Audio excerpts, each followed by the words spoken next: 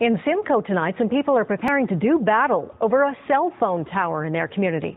As we showed you last night, one of their neighbors says he gets so sick when he's near cellular signals, he can't live in his own house. And now others are rallying around him, trying to get the nearby cell phone tower taken down. Here's Stephanie Matisse with this CBC News exclusive. A quick drive through this Simcoe neighborhood makes the message clear. About 75 homeowners have been pushing County Council to move the cell phone antenna from the top of this water tower. Some of them met with CBC News to talk about their biggest worry. My house and the house of my husband and my neighbors. A number of people on our street are sick. An outrageous number of people are not well on our street. Her husband lists 15 neighbors who have recently battled cancer. Breast cancer, breast cancer, esophagus cancer. He admits there's no definitive proof cell phone emissions are the cause, but he says it can't hurt to limit electromagnetic signals in the neighborhood. Dan can never come here. The issue came to a head when the neighbor who used to live here was diagnosed with EHS, or electrical hypersensitivity. A little dizzy, slurring of speech. Dan Curry gets sick whenever he's near cellular signals. With this tower looming over his backyard, the Currys had to leave. Also in the shadow of the tower, there's a schoolyard, a hospital, and hundreds of homes. The nursing home is first and then the hospital. We feel we're facing Goliath, and we need David to come forward. Rogers has a contract with Norfolk County to have the antennas here for 20 years. It's worth about $200,000 to the county. But the protesters say they should have been consulted before the antennas went up a year and a half ago. They did have some success in pressuring County Council last year. Council decided to negotiate with Rogers to move the cell phone antennas.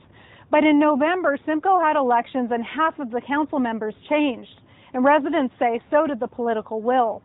The group met with the new council this summer. Council will not hear it. But the mayor cut the meeting short and called the police to break it up. He says there's no reason to break the contract with Rogers. Prove that it's a hazard, but not prove it to me necessarily only.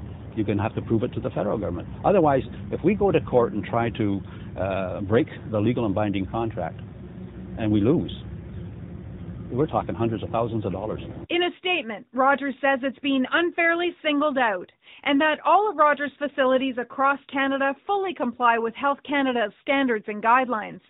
But this group is determined. They're going to council again this week, and they're also pressing their member of parliament to do something. I also spoke with the federal government, and Industry Canada said that it has tested the area and it's safe. It's going to present those findings to Norfolk County Council later this month. And of the 8,000 cell phone towers and antennas in Canada, Industry Canada said none have ever been moved because of health concerns. Now, having said that, there has been a policy change. As of January 2008, residents who live near a place where cell phone antennas will be installed have to be notified before they go up, and that wasn't the case as in this story in Simcoe, Diana. And of course, this is an issue that really resonates, Stephanie, beyond Simcoe. Yeah, these concerns certainly go outside the boundaries of Simcoe, and so a lot of people have health concerns, and you can imagine there have been a lot of businesses that have sprung up as a result. We're going to look at those businesses tomorrow and whether they're playing on fears or legitimately giving some security to concerned residents. All right, Stephanie Matisse on this. Thank you, Steph. A war of words is erupting on the campaign trail over something Dalton McGuinty did during the 2003 campaign. It was on this day 4 years ago he signed a pledge put forward by the Canadian Taxpayers